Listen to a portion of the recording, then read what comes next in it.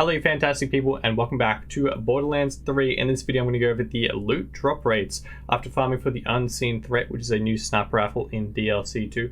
After farming it 500 times, which is kind of crazy. It took a really long time to do it, but yeah, we're going to go over the dedicated drop rates of the sniper, the anointed is going to be looking out for. We're going to be showcasing the sniper so you guys can see what it does, as well as all the other drop rates for the DLC 2 weapons. The anointed drop rate is a huge deal as well as all the class mods, all that fun stuff. We're going to cover it in this video. Also, I have absolutely no idea what's going on with the pets. They're just randomly shrinking all of a sudden, but that's just a random side note that they're kind of hilariously cute and really small. Okay, so first of all, if you guys want to farm for the Unseen Threat or any of the other DLC 2 weapons via this farm, you want to go to the DLC 2 planet, which I'm not going to attempt to pronounce because I'll definitely butcher it. But you want to go to Curse Haven, and Olmsted Square is the closest fast travel station, which is where we're currently at. If we spawn here, there's actually 2 ammo dumps directly behind us, which is super good, particularly for the vending machine event. I believe it's only on for the next 24 hours. You'd have to get on that super quick if you still want that.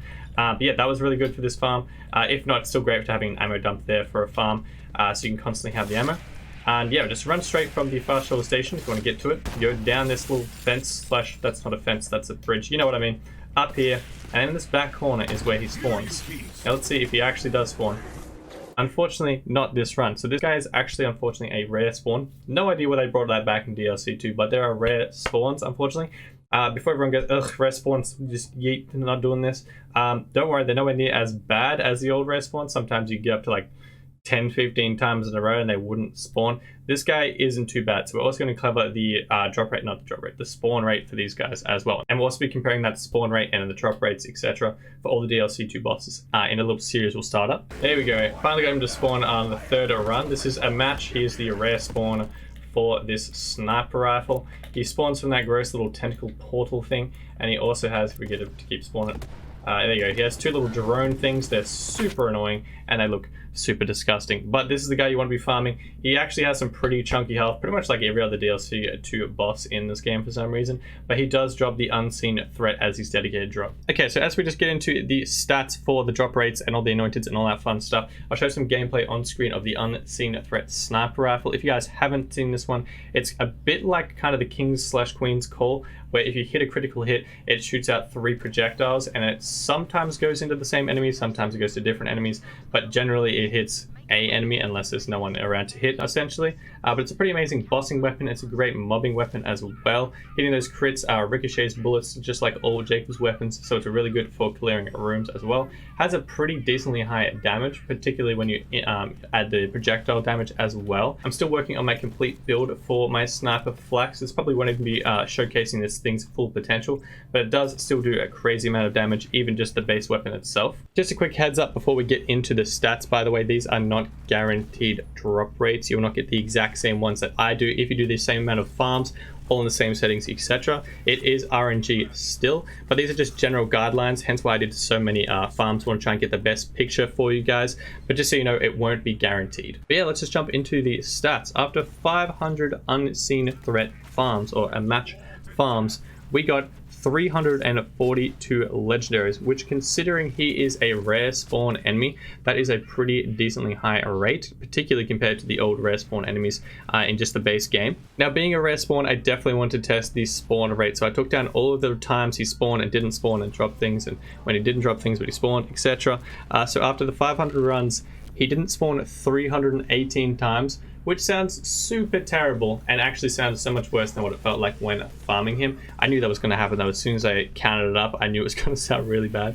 But as for a percentage, that is a 36.4% spawn rate, which is far better than the old spawn rate of the rare spawns. I can't remember the exact number, but I want to say it's around about 15%. So I feel like it's definitely better, and it doesn't feel anywhere near as bad when farming him. So out of the 182 times he did spawn, he dropped a legendary practically every time. There was only 26 times where he didn't drop a legendary. And he does drop some purples as well, generally about 3 to 4 purples. I did get quite a few good things out of him. Now, as for the dedicated drop rates, the Unseen Threat is the definite confirmed dedicated drop for a match, the rare spawn enemy.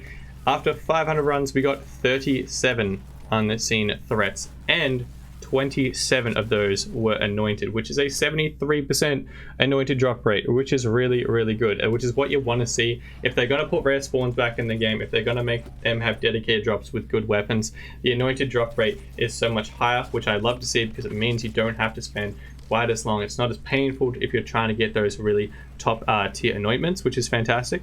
Now, I said the one that was definitely being confirmed by the community because I feel like I may have found a second dedicated drop rate. If you guys are playing as Moze, or you're going to start up a Moze, or you're interested in the class mod whatsoever, the Sapper Moze mod, it's a lifesteal mod.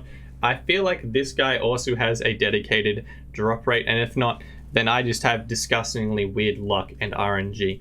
After 500 runs, we got 64 Sapper Moze mods. So if you guys are going for God Roll Sapper Moze mods, I feel like this is by far the best place. Now, to be fair, I haven't tested the other places yet, so maybe they just all drop crazy amounts and I just haven't heard about it. But in comparison, for example, I was farming him as Flak, by the way, so I should be getting more of my own mods. I got 64 Sapper mods, I got 6 Trainer Flak mods in comparison, which is absolutely ridiculous. 4 Stone Amara mods and 3 Conductor Zane mods. So practically just disgustingly high increase on the Sapper Moze mod, over 10 times the amount of Flak mods we got. So if you guys are going for that, highly recommend you guys farming him. He drops sometimes 2 or 3 at a time. It's kind of crazy. Now, as for the other DLC 2 weapons, we'll read through the drop rates of those and they're anointed, so that way we can test them for the other bosses as well and see if it changes, see if anyone particularly drops more, etc. He doesn't drop every single DLC 2 weapon. I'm pretty sure some of those are just dedicated to one enemy and they're not all in the world drop system, but regardless, we'll work that out and be able to test it on as we keep going with the series. The number one world drop item that dropped the most times in this farm was the Serial Killer COV Assault Rifle. Dropped 34 times over the 500 runs and 12 of those were anointed. Bit of a low anointed drop rate on that one. It's 35%, so less than half of the unseen threat, but it does drop regularly as a world drop, so I assume they just have a lower drop rate for anointeds for world drops. As for the Anarchy Shotgun, they also dropped a whole bunch, 33 times after 500 runs, and 18 of those were anointed. That's a 55% anointed drop rate. As for third place, we have the Diddle Shotgun. That one dropped 30 times with 17 anointed drops. That's a 57% anointed drop rate. The Insider, very similar as well to the anointed drop rate. It only dropped 23 times with 14 anointeds though, which is a 61% anointed drop rate. The Old God's Shield actually dropped a whole bunch of times, considering it's a shield and I barely get any of those. 20 drops, only 3 anointeds though. It was the lowest anointed drop rate out of any of the weapons we got. Considering it is a shield, I guess that is to be expected. But that's a 15% anointed drop rate. The Old Iridians, I believe is how you're supposed to pronounce that, the new SMG, the Hyperion one, that dropped 20 times also, and 13 anointed, so way more than the shield. That's a 65% drop rate. And the Torch in the last place is also a shield. That dropped 19 times, 8 anointeds, and that is a 42% drop rate, which is way higher, a way higher anointed drop rate than the Old Gods. So I'm not really sure what's going on with that, but we can test that as we continue this series. Also, just a super weird fact about him, which will help you out a lot if you guys are considering going to farm him for the unseen threat. It's super weird and maybe a little confusing, but I'll try and explain as best I can. For when he doesn't spawn, if he doesn't spawn 3 times in a row, in my experience, after 500 runs, he'll continue to not spawn 7 times. No more than 7 times, but flat 7 times, and on the 8th run, he'll spawn again. For some unknown reason. He might not spawn once and then drop something else. He might not spawn twice, drop something else, but he'll never spawn 4 times, 5 times, or 6 times in a row and then drop something. It's either he spawns 1, 2, or 3, or he spawns 7. Never more or less. It's super weird. There's a weird thing in there. So if, for example, you run him 4 times and he doesn't spawn, fast travel to Sanctuary, and that's the way to beat it. If you fast travel somewhere else and then come back, he'll immediately spawn and break that that weird pattern he has. So you might save you know another 3 runs or something like that without him spawning. So that might help you guys out. I don't know why he does that. It's a super weird pattern he has. I tried my best to work out if there was something that triggered that, but it didn't seem to, and there was no overall pattern of when it was happening. It was just randomly, if you decide to not spawn 3 or more times, it only went to 7 for some unknown reason. Now, as for the weapon itself, it comes in a whole bunch of different variants. I believe this is the maximum damage one. It's at least the highest damage one that I got the entire time, 8,822. Generally, if they have the highest damage, it has the smallest mag size, which is 4. I believe that varies from 4 to 8.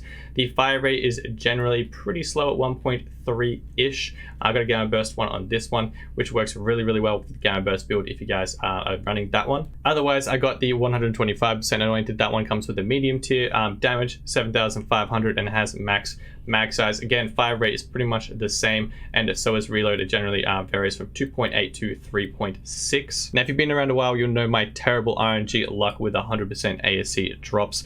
This one is the lowest damage you can possibly get with 6,782. Does come with a medium-sized mag size, but with the 100% ASC anoint, it is going to double that damage after you've used your action skill, so it will help out a lot. But if you guys are going for it and want the max tier 1, you want to try and get the highest damage with the 100% ASC. That's of course if you're playing as Flak with anything like my builds. Of course, if you're playing like a Mara, 300% face slam is going to be amazing. There's plenty of amazing cryo builds with Zane that has, I think it's 100%, well, SNTL, whatever it is active. You guys know you're an annoyance. But yeah, good luck with your RNG if you guys are going for the best of the best unseen threats, or even the Sapper class mod if you guys are Mo's mains. If this video helped you out or you found it enjoyable whatsoever, I'd really appreciate if you guys could smash subscribe down below, hit that bell. YouTube will notify you for whenever I post a video. If you guys are keen to see me do a particular boss next, let me know in the comment section. I'll do those straight away. It does take a little while to get all these farms done and these videos out for you, but I'll do it ASAP for you guys. If you guys want to help me out even more, you guys can smash like and share the video. It helps the channel grow even more, and we'll be able to find out about the Sapper class mod dropping like crazy from this guy. I'd really appreciate that also. And if you guys want to come check us out over on Twitch, it'll be linked in the description, or you can just search CodyMQ on Twitch. I stream every single day, unless maybe I'm sick or something, but I'll be streaming after this video goes live. I stream about 10:30 Australian Melbourne time, or you guys can just check it out over on Twitch. It has a schedule there in your particular time zone. But to keep it easy, I generally post my videos on YouTube and then I start streaming about half an hour-ish later, and I generally stream about 4 to 6-ish hours. And yeah, other than that, I hope you guys have a fantastic day. I shall see you guys in the next video and or live stream. Until then, adios.